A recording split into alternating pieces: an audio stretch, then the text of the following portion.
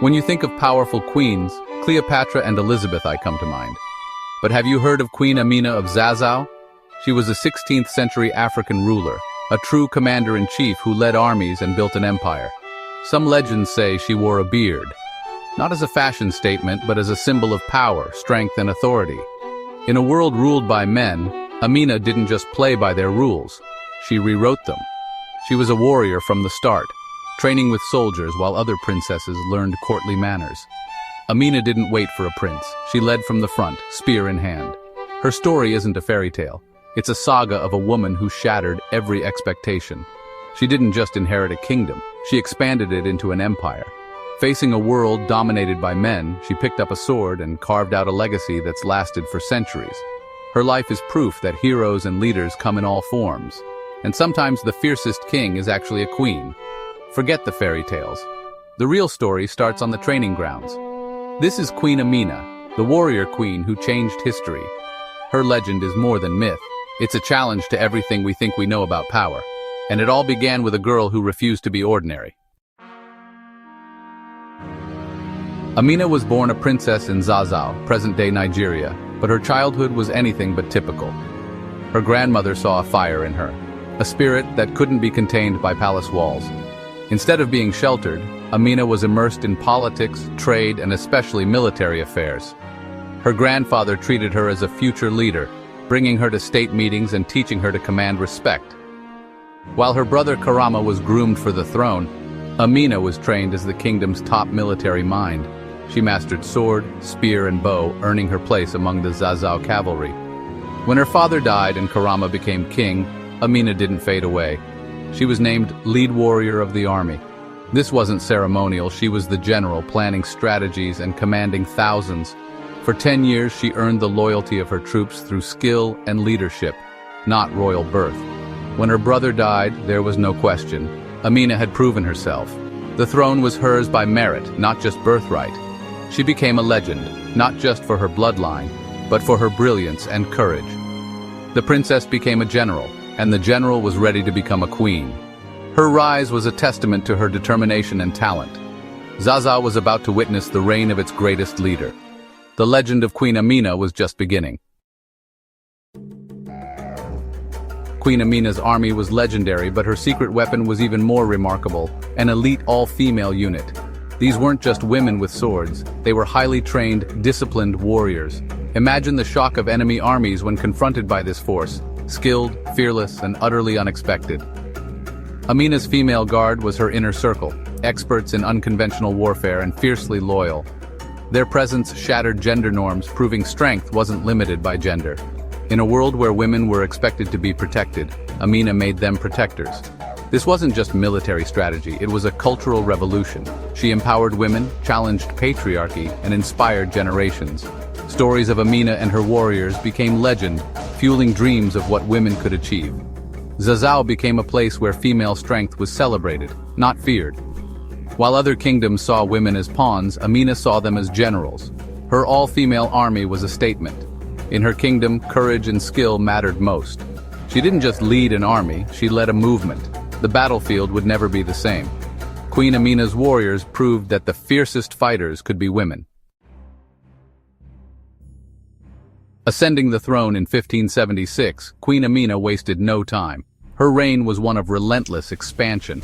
She launched military campaigns within months, aiming to control the vital trade routes of West Africa. Her army, 20,000 strong, pushed Zazzau's borders farther than ever before. Conquering new cities, she demanded allegiance and tribute, building a vast vassal state. But Amina wasn't just a conqueror, she was a builder. In every new territory, she ordered the construction of massive earthen walls, Amina's walls. These fortifications protected towns and trade routes, many still standing centuries later. The walls unified her empire, symbolizing strength and security. Trade flourished under her protection, bringing immense wealth to Zazzau. Merchants traveled safely, fueling prosperity and further expansion. Amina's strategy was simple: conquer, protect, and prosper. Her vision transformed Zazzau into a dominant force. She built an empire with both sword and strategy. Her legacy endures in the walls that still stand, and in the prosperity she created. Queen Amina's reign was a masterclass in leadership and vision. Life in Zazzau under Queen Amina was a blend of military might and economic prosperity. The army was central, young men and women trained for war, and the wealth from conquests funded the best weapons and horses. But Zazzau was also a bustling trade hub, its markets filled with goods from across Africa.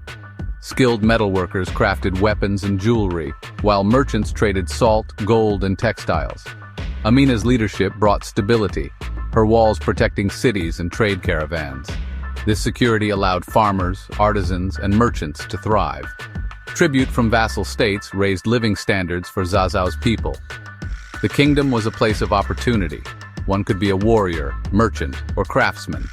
Amina balanced military strength with economic growth, creating a society both feared and respected. Her reign was Zazzau's golden age, a time of ambition, security, and prosperity. Under her watchful eye, the kingdom reached its peak.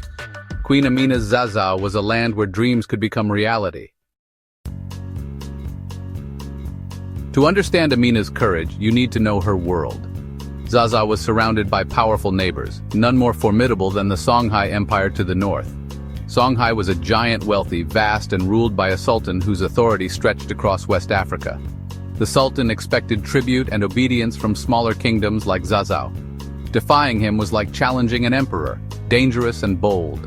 The relationship was tense trade partners at times, rivals at others.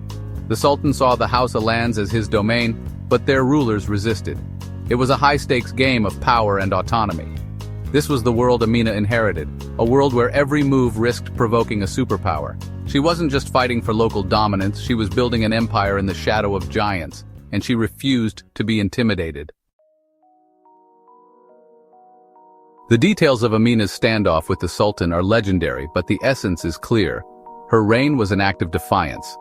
The Sultan demanded tribute. Amina refused. Instead, she built her own network of vassals, flipping the script and challenging Songhai's dominance. Every conquest chipped away at the Sultan's influence, redirecting wealth and power to Zazzau. This was a high-stakes gamble. The Songhai army was massive and feared. Most rulers would have chosen safety, but Amina chose sovereignty. She risked everything for her people's independence. Her courage inspired others, showing that resistance was possible. Amina became a symbol of Hausa strength and autonomy. She proved that a determined leader could stand up to an empire. Her defiance built not just walls of earth, but walls of pride and self-determination. She taught her people to never bow to intimidation.